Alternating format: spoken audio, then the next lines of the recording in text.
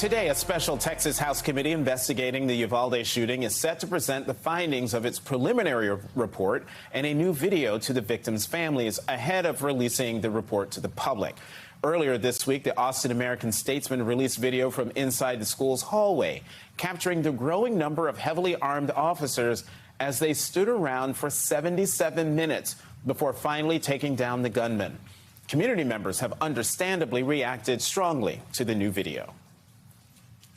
I became more and more angry, and I was upset that the police and Chief Arredondo didn't have the guts.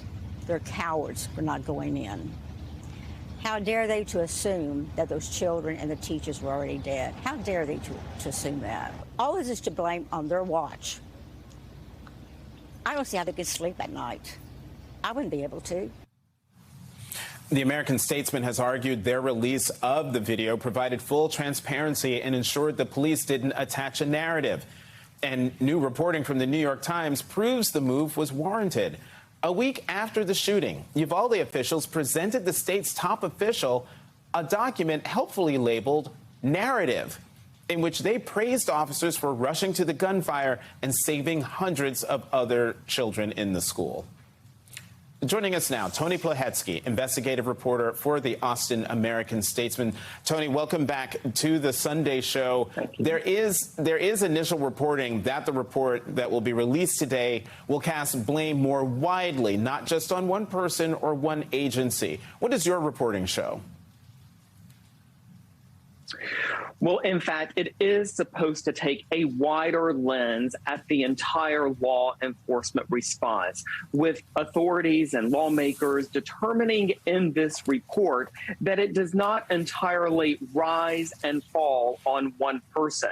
There, of course, has been much reporting and much has been said in that city and across the state and across the country about the leadership or lack thereof, about the school district police chief who was the on-scene commander or, according to investigators, assumed the role of on-scene commander. But again, Jonathan, what we are learning is that this is going to really take all of the agencies who were on the ground that awful day to task. We're talking about the Texas Department of Public Safety, the local police department, as well as a number of federal agencies who also arrived on the ground as this was all unfolding.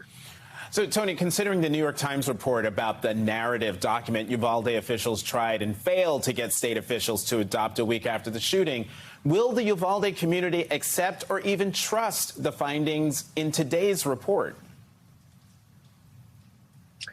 I think that is an interesting question. With regard to independence, certainly this committee is being run separate and apart from anyone in law enforcement who is involved in the investigation. But to your point earlier, Jonathan, that is why this video is so critical. It is an unabridged version, mind you, from only one vantage point or a couple of vantage points. But it is why this video really tells such a horrific story of the law enforcement response. I do also want to add, with regard to the families and whether or not they will have confidence in the report that is issued today, there remains other investigations that are still underway, including by the Texas Rangers. But Jonathan, importantly, also at the federal level, where officials are looking into what happened as well to come up with, as it has been described, as more of an after-action plan, so that the lessons learned from that day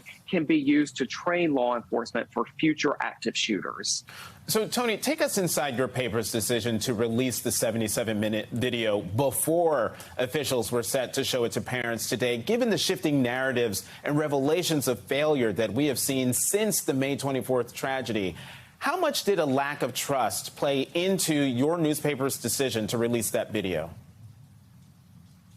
Well, frankly, it was a huge factor in our decisions. Keep in mind, Jonathan, from day one, literally from day one, there have been conflicting reports, conflicting accounts, reports that needed to be corrected, amended, or wholesale thrown out that did not fit at all. And so with regard to our decision to publish and air this video, what we were trying to do was bring the transparency that, frankly, others were calling for as well. It is interesting to note that the day before we released the video, that the chair of that House committee was calling for transparency. Texas Governor Greg Abbott was calling for transparency. And yet the video, which had been in possession of law enforcement for 7 weeks, had not yet been publicly released. And so, frankly, we felt as though we had a duty to not only the city of Uvalde and the people there, but also to this nation, frankly, not to overstate it, but to share all of the information that we had as prudently, but also as quickly as we could. You know, one of the things that I did not watch all 77 minutes. I just psychically just could not do it. But within the first few minutes, it is noted at the top, after you see the gunman walk into the building, you hear some sound, but there's an editor's note in the upper left corner that says that the audio of the screams of the children had been edited out. How many of those heart-wrenching decisions, real quickly, did you have to make in determining whether to release the video? We looked at this video almost frame by frame to apply editorial decisions about what to air and what not to air. Ultimately, we made 2 edits to that video. Number one, as the gunman enters the hallway and walks down the hallway, Jonathan, you see a little boy peer from around the corner, seeing that a man is in his school with an AR-15. We edited that child's face out so that he could not be identified. And then the only other edit we made, which in fact was based on a request from some family members, and that was to edit the screens. But other than that, we thought it was really vital, again, to the people of Uvalde, to our state and our nation, to broadcast and publish the video in its entirety.